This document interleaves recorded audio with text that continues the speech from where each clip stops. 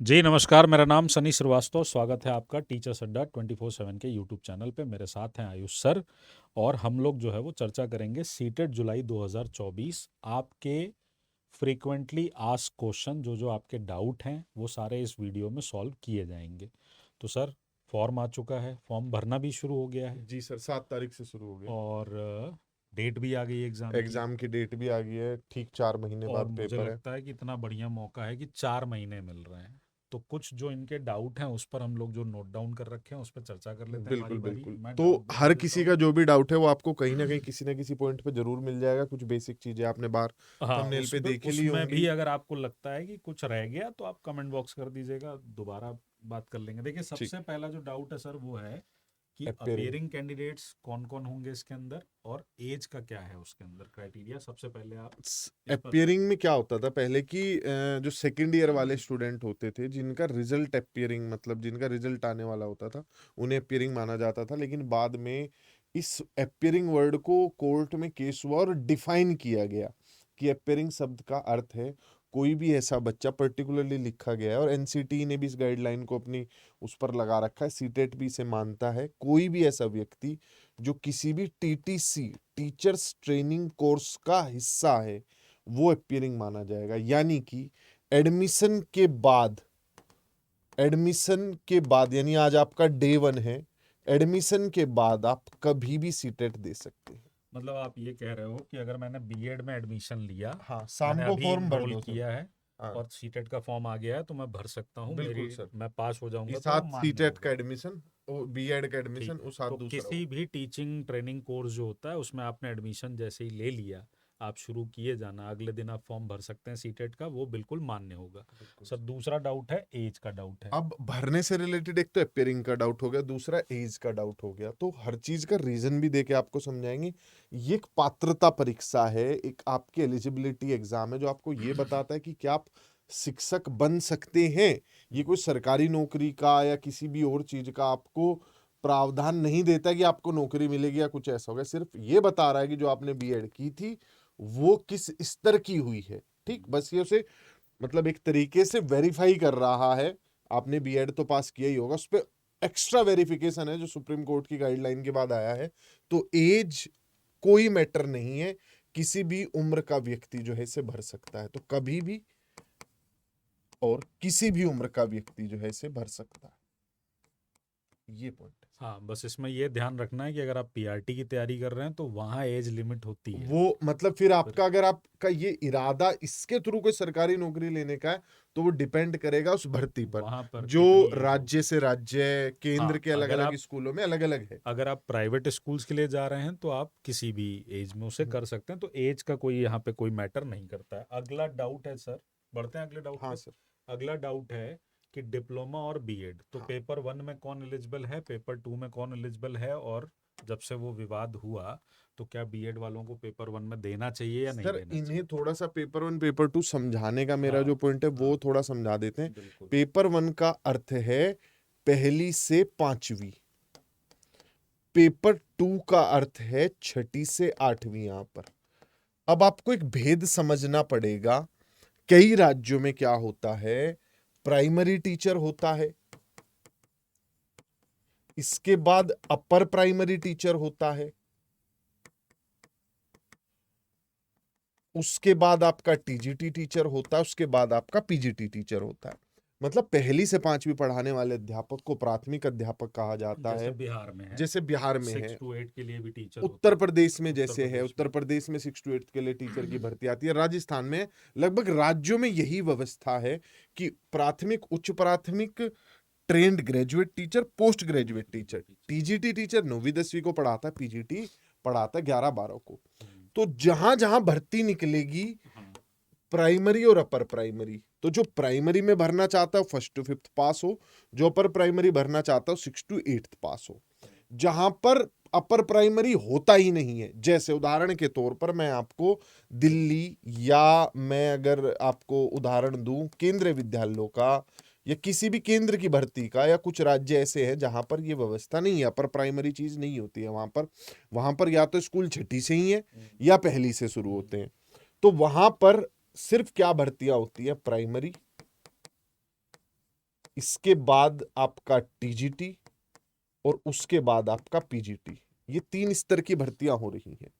अब उन लोगों को क्या चाहिए, प्राइमरी में पेपर 1 चाहिए, और क्योंकि टीजीटी के लिए केंद्र कोई प्राइमरी और सीटेट करवा ही नहीं रहा है, और क्योंकि इसमें यहां पर ये टीजीटी टीचर ही 6ठी से 8वीं भी पढ़ा रहा होता है, तो ये पेपर 2 मांगते हैं टीजीटी के लिए। तो जो राज्य टीजीटी करवा रहे होते हैं, या जैसे कि राजस्थान में टीजीटी की परीक्षा होगी, बिहार में होगी, उत्तर प्रदेश में होगी, वहां पर पेपर 2 नहीं मांगा जाएगा। लेकिन जो केंद्र की भर्तियां हैं वहां टीजीटी क्योंकि 6ठी से 8वीं भी पढ़ा रहा होता है, तो वहां पर पेपर 2 मांगते हैं। अब इसमें एक पॉइंट और क्लियर कर देते हैं मैं और सर। अभी इस बार तो डीएलएड को मौका नहीं दिया गया है डिप्लोमा वालों को 6ठी से 8वीं में, लेकिन जहां 6ठी से 8वीं की भर्तियां आती है ना, जिसका एक छोटा सा उदाहरण अभी बिहार में चल रही भर्तियां भी हैं, जहां 6ठी से 8वीं की भर्तियां आती हैं, अपर प्राइमरी की जहां वैकेंसी आती है, तो इसमें आपका बीएड और डीएलएड दोनों लोग भर सकते हैं। बीएड भी भर सकते हैं, डीएलएड भी भर सकते हैं। तो जो डीएलएड वाला बच्चा है उससे तो डिप्लोमा वाले बच्चे को तो पेपर 1 पेपर 2 दोनों देना चाहिए, अगर उसका मन है आगे चल के 6ठी से 8वीं भरने का, क्योंकि राज्यों में ऐसी व्यवस्था है कि वहां पर 6ठी से 8वीं में भी अलग से फॉर्म मंगवाए जाते हैं, और वहां दोनों को ही कह देते हैं, क्योंकि उसका कोई अलग से बाइफर्केशन तो है नहीं, तो वहां पर तो कोई भी भर सकता है, डिप्लोमा भी बीएड भी। तो डिप्लोमा वाले को पेपर 1 पेपर 2 दोनों भरना चाहिए, लेकिन बीएड वाले को सिर्फ पेपर 2 भरना चाहिए। बीएड जितने हैं पेपर 2 भरेंगे, जितने लोगों ने किसी भी नाम से कोई डिप्लोमा किया हुआ है वो पेपर 1 और पेपर 2, बीटीसी, बीएसटीसी, अलग अलग, खैर अब तो नाम सब जगह डीएलएड ही किया गया है। तो ये व्यवस्था है। नहीं, इसमें मेन चीज़ तो यही थी सर कि जैसे मान लीजिए मैं बीएड परस्यू कर रहा हूँ, तो एक जो सबसे बड़ा डाउट है कि क्या मुझे पेपर 1 देना चाहिए? क्या हो सकता है फ्यूचर में कुछ रिजल्ट इस तरह का आ जाए कि इसकी दोबारा सुनवाई हो जाए, तो क्या मुझे अभी देना चाहिए या नहीं देना चाहिए? लेकिन ये बातें भविष्य के गर्भ में हैं, तो हमारे हिसाब से तो बीएड वाले को पेपर 2 ही देना चाहिए। सर देखो होगा पेपर भी 1 तो जो देखो बहुत कुछ, बहुत अधिक कुछ हो गया, हाँ, तो जो पहले जो कर चुके हैं या हो चुका है तो उन पे शायद कोई निर्णय आ जाए, पर आएगा नहीं, क्योंकि इस पे बार बार 2-3 बार केस लग चुका है, और मतलब ये हमारी कोई अपनी क्योंकि ये सर मेरे पास कई बच्चों व्यक्तिगत का राय नहीं है, ये कई ये बच्चों का मेरे कोर्ट की पास राय आया है। कि सर आपको क्या लगता है केस दोबारा होगा नहीं होगा, तो वो हमारी व्यक्तिगत राय है, उसके चक्कर में आप मत पड़िए। हाँ, आप अगर बीएड किए हैं तो आप सिंपल पेपर 2 दे पेपर 2 लीजिए, और आपने डिप्लोमा कर रखा है तो पेपर 1 दीजिए। हाँ, इनको ये आप हमारा मशवरा है, आपको वो निर्णय आपको लेना है। अगर आप डिप्लोमा है और आप पेपर 2 भी देना चाहते हैं तो दे सकते हैं, क्योंकि बहुत जगह पे उसको अलाउ कर और देते हैं। वो अपनी ग्रेजुएशन के हिसाब से हाँ, देख लीजिएगा, वो हम हालांकि अभी सब्जेक्ट ट्रिपल सिलेक्शन में नहीं बताएंगे। किया है। हमने सब्जेक्ट सिलेक्शन वाला पॉइंट रखा है ना सर हाँ आगे, हाँ हाँ तब हम बताएंगे क्या आपको सब्जेक्ट सेलेक्ट करना चाहिए डिप्लोमा हाँ, वालों को। बस तुरंत अगले वाले पे आ जाते हैं। Subject subject combination, combination paper 1 paper 2। यहाँ आपके सारे सब्जेक्ट पेपर 1 में जो है वो कंपलसरी होते हैं, तो यहाँ तो कोई चॉइस नहीं होती। सारे जितने आपके सब्जेक्ट मैं हैं लिख ही देता हूँ, वो आपके पास कोई चॉइस नहीं है, कंपलसरी यहाँ है। पे आपका जो पेपर में आता है वो सीडीपी है, हम्म, लैंग्वेज 1 है, लैंग्वेज 2 है, और उसके साथ साथ आपको मैथ्स और ईवीएस पढ़नी होती है। अब यहाँ पर कौन सा बच्चा पेपर 1 भरेगा, यहाँ वो वाली बात लागू नहीं हो पाती है, क्योंकि ये सारे के सारे जैसा सर ने कहा कि कंपलसरी है। बेसिकली जो लार्जर पोर्शन है लोगों का इस पे भरने का, वो 12th पास होते हैं, तो यहाँ वैसा कोई आपके लिए परेशानी की बात नहीं है। यहाँ समझना जरूरी है सर, इसको आप क्लियर इसको कर कौन दीजिए। भर सकता है। हाँ, कि इसे कौन भर सकता अच्छा, है और हमने उसमें क्या। लैंग्वेज सिलेक्शन आगे रखा है सर, हाँ, लैंग्वेज भी सिलेक्शन रखा है, नहीं लैंग्वेज तो सिलेक्शन हम तो अलग बता से। देंगे, एक हाँ बार हम बता देंगे, वरना पेपर 2 पे आ जाते हैं। हाँ जितने भी बच्चे साइंस बैकग्राउंड के हैं, ठीक है, साइंस सेलेक्ट समझाना ज्यादा आसान है, क्योंकि जो सर वाला पार्ट है उसे तो स्वयं सर भी कई बार नहीं समझा पाते, इतने विषय हैं ह्यूमैनिटीज में, सही बात मतलब इतनी गहराई है, डेप्थ है। है, कि उसमें तो भाई कम से कम 15 सब्जेक्ट तो सर अभी खड़े खड़े गिनवा देंगे आप लोगों को, जिनमें आप लोग ग्रेजुएशन कर सकते हो। तो यहाँ थोड़ा सा बताना आसान है कि जितने भी बच्चों ने कोई टेक्निकल सब्जेक्ट पढ़ा हुआ है, बच्चे भाषा भी समझ पाते हैं, साइंस या मैथ्स जितने बच्चों ने पढ़ा है, उन्हें जिन जो साइंस या मैथ्स से रिलेटेड किसी फील्ड में अपनी ग्रेजुएशन किए हुए हैं, वो पेपर 2 में मैथ्स और साइंस ही सेलेक्ट करेंगे, क्योंकि पेपर 2 में सीडीपी, लैंग्वेज 1 लैंग्वेज 2 तो यहां भी है, ये 3 चीजें यहाँ भी है। 30 नंबर की सीडीपी, 2 भाषाएं अध्यापक को आनी चाहिए। लेकिन जो बाकी के 60 नंबर हैं उसमें आपके पास चॉइस है। तो जो बच्चे साइंस मैथ से ग्रेजुएशन किए हुए हैं वो मैथ साइंस लेंगे अपने 60 नंबरों में। इससे अलग जो बच्चे ह्यूमैनिटीज के सब्जेक्ट्स के साथ आगे बढ़ते हैं, जैसे कि अब सर तुम्हें कोई जैसे लगभग 30-40 नाम गिनवा दे। जैसे जिन लोगों ने अपना आर्ट्स से पढ़ाई की है या ह्यूमैनिटीज से पढ़ाई की है, उनको चूज करना होता है एसएसटी। अब देखो एसएसटी में बेसिकली 4 जो मेजर सब्जेक्ट हैं, जो बहुत सारे एग्जाम की एलिजिबिलिटी क्राइटेरिया है, वो है हिस्ट्री, पॉलिटी, ज्योग्राफी, इकोनॉमिक्स। लेकिन इसके अलावा जैसे तुम बिहार में पेपर भर रहे हो, तो वहाँ पर और भी बहुत सारे सब्जेक्ट मांग लिए जाते हैं। DSSB में आप और सारे सब्जेक्ट, जिसमें सोशियोलॉजी आ जाता है, आपका साइकोलॉजी आ जाता है। कॉमर्स को इसके भी अब तो अलावा कई जगह अलाउ हाँ, कर दिया इसके है। अलावा जो है वो आपके फिलॉसफी सब्जेक्ट है, तो और भी बहुत सारे सब्जेक्ट हैं। होम साइंस को भी इनफैक्ट अलाउ किया गया है। बिहार के 6 to 8 में होम साइंस भी अलाउ है, अगर आपने इसके साथ कोई और एक सब्जेक्ट पढ़ रखा है तो। अब यहाँ पे एक सबसे बड़ा जो कन्फ्यूजन होता है वो ये होता है नए बच्चों को, कि सर मैं कॉमर्स से हूँ तो मैं क्या भरूंगा। तो कॉमर्स वाले बच्चे, आप बिजनेस स्टडीज और इकोनॉमिक्स पढ़ते हो, इसलिए आप आराम से एसएसटी से अपना फॉर्म भर सकते हो, ठीक है। और कॉमर्स बिहार में 6 to 8 में भी अलाउ किया गया है। यूपी में आएगा तो मुझे लगता है वहाँ भी अलाउ कर दिया अब जाए, था दिल्ली में ही। भी हो गया है सर, हाँ, अब दिल्ली में भी कॉमर्स हो गया है। तो तो आप सब जो जगह हो जो जाएगा। लोग कॉमर्स वाले हो वो आपको एसएसटी देना है, तो आप एसएसटी दीजिए, ठीक है। और बिजनेस स्टडीज और इकोनॉमिक्स अगर आपने पढ़ी है तो आप आराम से पेपर दे सर सकते इसका हैं। एक और आसान तरीका है हम्म। सेलेक्ट करने का हाँ। कि हमने क्या पढ़ा है क्या नहीं पढ़ा है। इस चीज को आप अपनी बीएड सब्जेक्ट से भी चेक कर सकते हाँ, हो। बिल्कुल कर आप सकते ना हैं। बीएड में कोई पर्टिकुलर सब्जेक्ट पढ़ते हो, वो सब्जेक्ट देखो हाँ। आप कि मैंने किस सब्जेक्ट में किया। अब सर उसमें बिल्कुल। सवाल बच्चों के मन में आ जाता है कि हमने सर एक यहीं तो पर लैंग्वेज भी डिस्कस कर हाँ, लेते हैं अब हम, वो है ना। लैंग्वेज वाला ही हाँ। सवाल आ जाता है बच्चों के माइंड में कि लैंग्वेज का क्या करें। तो लैंग्वेज के 2 पहलू हैं। पहला पहलू है कि आपको सिर्फ नॉर्मली सेलेक्ट करनी है और आप उस लैंग्वेज के टीचर नहीं बनने जा रहे हो, ठीक है। और कुछ बच्चे वो हैं जो भाषा के कल को चल के टीचर बनेंगे, जैसे टीजीटी हिंदी इंग्लिश, हो गया, टीजीटी इंग्लिश हो हिंदी, गया, कोई ऐसे हिंदी। रहेगा। तो ध्यान रखिएगा, अगर आप नॉर्मली भाषा सेलेक्ट कर रहे हैं, टीचर तो आप एसएसटी के बनने वाले हैं, टीजीटी एसएसटी भाषा सेलेक्ट कर रहे हैं, तो ध्यान रखिएगा अपने स्कूली सिस्टम में जो आपने हमारा जो एजुकेशन सिस्टम है वो 2 भाषाएं सालों से फॉलो करता आ रहा है। कभी कभी कई बोर्ड्स ने 3 भाषाएं भी लागू कर दी, लेकिन 2 तो हर जगह है। 2 भाषाएं तो हर बोर्ड का भी बच्चा पढ़ रहा है। तो जो 2 भाषाएं आप अपने स्कूल में पढ़ते आए हैं वो सेलेक्ट कीजिए। किसी की हो सकता है उसने इंग्लिश प्रमुख भाषा रही हो, हिंदी सब्सिडरी लैंग्वेज पढ़ी हो।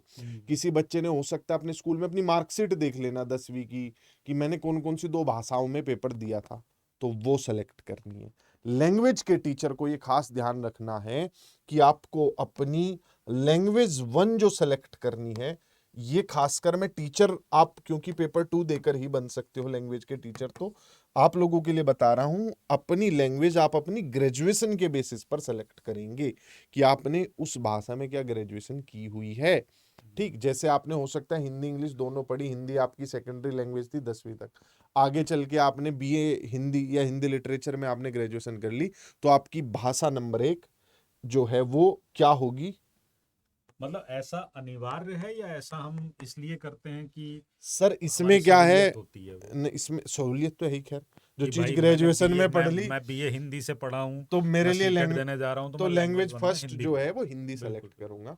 क्योंकि जो पहला पेपर बनता है, पहला पेपर, उसमें इस तरीके के क्वेश्चन होते हैं कि वो इस तरीके के सवाल बनाते हैं कि वो ऐसा बंदा कर पाए जिसने उस भाषा को प्रमुख रूप से हाँ, पढ़ा है। प्रोज होता है, हाँ, पोएट्री होता है, तो उस पे मतलब पकड़ थोड़ी कॉम्प्रिहेंशन ज्यादा अच्छे से होती आता है। है पूरा। हाँ। और जो लैंग्वेज 2 में रखते हैं वो इस टाइप के रखे जाते हैं कि जो व्यक्ति जिसने इस उसे प्राइमरी रूप से नहीं पढ़ा वो भी कर पाएगा।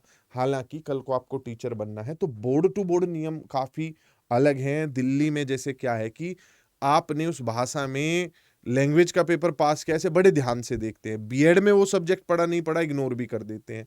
तो हर बोर्ड के अपने नियम है, लेकिन आप स्ट्रोंग करके चलिए। हाँ। लैंग्वेज 1 उसे सेलेक्ट सर करिए इसमें जिसमें आप एक टीचर बनना चाहते हैं।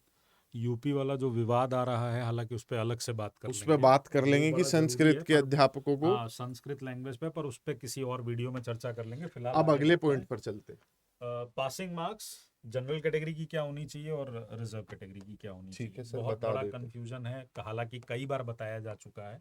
120 नंबर, ये मेरा और सनी सर का प्रण है। परीक्षा का रिजल्ट आ जाने तक हम ये बिल्कुल डिस्कस नहीं करेंगे कि कितने नंबर पर पास है, क्योंकि इसका सबसे बड़ा एक नेगेटिव इम्पैक्ट जो हमें देखने को मिलता है, आप फिर उसी बच्चा कहता है माइंडसेट से माइंड सेट से। मैं मेरे साथ ना ये एक, बहुत बड़ी मैं बात खुद है। का उदाहरण देता हूँ सर। मेरे साथ एक मेरे से स्मार्ट बच्चा मेरे पीजी में मेरे साथ रह के पढ़ता था, एसटी कैटेगरी का छात्र था। हमेशा वो अपनी कैटेगरी से या तो 2-3 नंबर नीचे या 2-3 नंबर ऊपर लाता था। मेरे से स्मार्ट था, मेहनती ज्यादा था, लेकिन क्योंकि मैं अपनी जनरल कैटेगरी को देख रहा था, वो अपनी कैटेगरी को देख रहा था।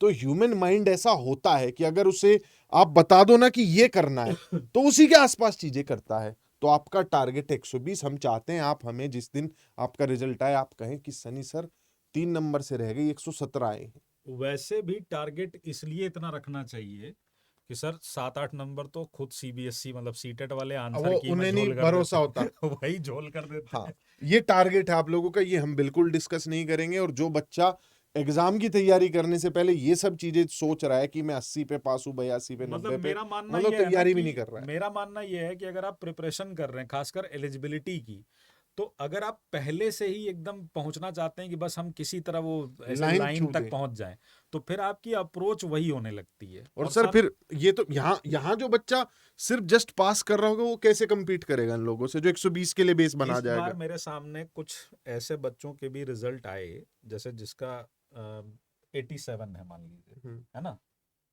उसके एसएसटी में 46 हैं, हम्म, लेकिन उसके ओवरऑल नंबर कितने? 87। इसका मतलब सोचिए कि वो सीडीपी लैंग्वेज 1 लैंग्वेज 2 को कितने बुरी तरह इग्नोर कर रहा है। वो ये सोच रहा है वो कि 60 में से 50 यहाँ से करूंगा और उसमें से गिरते पड़ते इतना हाँ, तो आ ही और जाएगा। जब आप ऐसे अप्रोच से पढ़ते हैं ना, किसी एक सब्जेक्ट पे ही पूरा ध्यान दे देना ये भी गलत होता है। और पासिंग मार्क्स तो यही तुम्हारे लिए, ये हम लोग कह रहे हैं कि तुम्हारे लिए इस यही पे है एक अलग से पासिंग। वीडियो भी हम करेंगे, क्योंकि हम कई बार ना तैयारी अवेलेबिलिटी के हिसाब से करते हैं कि मार्केट में चीज अवेलेबल है तो ये कर हाँ, लेते हैं, ये पढ़ने में मजा आ रहा है तो ये कर लेते हैं। सनी सर बहुत जबरदस्त एसएसटी पढ़ा रहे तो तो एसएसटी यही ही पढ़ पढ़ते देते रहे हैं। तो तो ये सब चीजों को हम खुद के लिए भी और दूसरे लोगों के लिए भी इस मिथ को जरूर ब्रेक करेंगे आगे चल के, एक वीडियो इस पे जल्द लाएंगे। हाँ, वैलिडिटी वैधता, से। ठीक है भाई। आप जो इसकी सीटेट की वैलिडिटी है, कम से कम 3 जनरेशन चलेगी।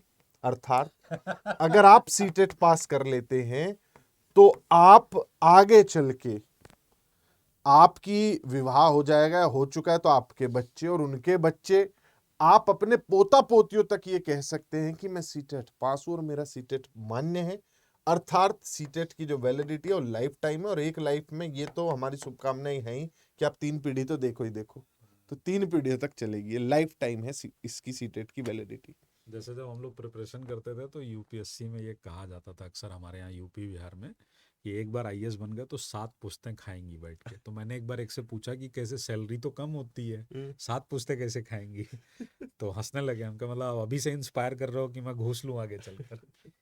खैर, अगली बात, बुक क्लासेस बैच। सर देखो, कब? नहीं, ये पहले मैं आपसे पूछना चाहता हूँ कि सबसे बड़ा सवाल ये है कि क्लासेस कब से शुरू होंगी आयुष सर की, बैच कब आएगा, और और क्या देखो, कोई किताब हाँ, इस्तेमाल करनी चाहिए? देखो अगर आप मैं ये कहूंगा कि बुक्स 2 तरीके की होती है मार्केट में, एक होती है प्रीवियस ईयर बेस्ड और एक होती है कि थ्योरेटिकल चीजें हैं। मैं इन दोनों का जो मिला जुला स्वरूप है, जैसे सनी सर की भी जो बुक है जिसमें प्रीवियस ईयर को थ्योरेटिकली एक्सप्लेन किया गया है, कॉन्सेप्चुअली, मतलब एक सवाल का जवाब आधे पन्ने में दिया गया है समझा कर कि ऐसा यूं हुआ, ऐसा इसलिए हुआ, और जो वो जहां यूं लिखा हुआ है ना सर, वो यूं ही को घुमा के अगली बार वही से सवाल में अगली बार पूछ देते सवाल, हैं। तो तो बिल्कुल। वो बुक जो सनी सर की भी बुक है, जो मैथ साइंस की भी बुक है, उसे इस हिसाब से डिजाइन किया गया है हम्म, कि वो टारगेट करती है आपके प्रीवियस ईयर को, और उसके बेसिस पर जो अगले पेपर बनेंगे वैसी एक्सप्लेनेशन देती है। तो ये तो बात हुई बुक्स की। यूट्यूब पर क्लासेस, इस बार मेरा ये प्रण है, प्रतिज्ञा है कि मैं बिल्कुल रजा, मतलब रजू होके क्लास लूंगा सर। हाँ, अब उर्दू ही हो गई। हाँ। तो और क्लासेस यूट्यूब बुक्स पे में हम चलनी लोग शुरू जो हो है वो जाएंगी। कुछ इम्पोर्टेंट और भी ऐड चीजें हाँ, करने मतलब वाले हैं जो आप ये जुड़े रहिए, पहले तो हाँ, आप इस थोड़ा पे क्लासेस में बता आओ, दिया फ्लो जाएगा। में आओ। क्लास हाँ, के टाइम में सनी सर से रिक्वेस्ट भी करूंगा कि इस बार यूट्यूब पे जो क्वेश्चंस भी डिस्कस करें तो सर वो बुक वाले कर दो, बुक वाले करूंगा। और उसी तरीके से आप एक्सप्लेन भी कर दो। उससे क्या होगा कि 2 चीजें हो हाँ जाएंगी। सर, एनसीईआरटी फिल्टर सीरीज की तो मेरे क्वेश्चन बहुत सारी टेस्ट सीरीज में घूम रहे हैं हाँ, वैसे भी। वो जो और गलतियां है मैथ्स वो में घूम रही है आपकी, 2-3 गलती जो सर से कह रहे यार ये वाली मात्रा मैंने गलत कर दी थी, ये भी वो भी ठीक चल रहा देखिए। है। बैच जो है भाई देखो, रिकॉर्डेड बैचेज अवेलेबल है, वो तो आप अभी से कर सकते हो। तो जो बच्चों को लगता है कि मेरा बेस काफी स्ट्रोंग है, वो लाइव बैचेज का इंतजार ना करे, वो महापैक में जुड़ जाए, टीचर्स अड्डा के महापैक। और सभी जितने बच्चे सीटेट की तैयारी कर रहे हैं ना, बैच में मिटा देता हूँ सर, टीचर्स अड्डा का महापैक 1 साल के लिए आप खरीद लो, और उसमें आराम से पढ़ो अगले 1 साल तक। पहले टीचर अपना बन के निकलो। टेट, टीचर नहीं सर, मास्टर, मास्टर। अपने विषय के मास्टर बन के निकलो। मान लिया तुम्हारा लक्ष्य है कि मुझे जो है पीजीटी ज्योग्राफी बनना है या पीजीटी हिस्ट्री बनना है, पहले टेट का एक तैयारी करो, उसके बाद अपनी टीजीटी लेवल के सारे सब्जेक्ट्स पढ़ो अच्छे से। उसके बाद जो आपका मेन सब्जेक्ट है जिसको कल आप पढ़ाना चाहते हो, हमारे चैनल जो पेड क्लासेस है उसमें पीजीटी का बैच खोल के उस सब्जेक्ट के मास्टर बनो ढंग से बिल्कुल, और साथ साथ में अपनी एनसीईआरटी से तैयारी करो। 10% तुम्हें यहाँ मिल जाएगा, 90% तुम्हें तुम्हारे पढ़ाई वाले कमरे में मिलेगा, खुद के साथ तुम्हें वो खोजना पड़ेगा। पर 1 साल अगर तुम खुद पर काम करते हो, खुद के विषय पर काम करते हो, तो मैं ये लिख सकता हूं कहीं पर, तुम्हें सरकारी नौकरी की जरूरत नहीं रहेगी।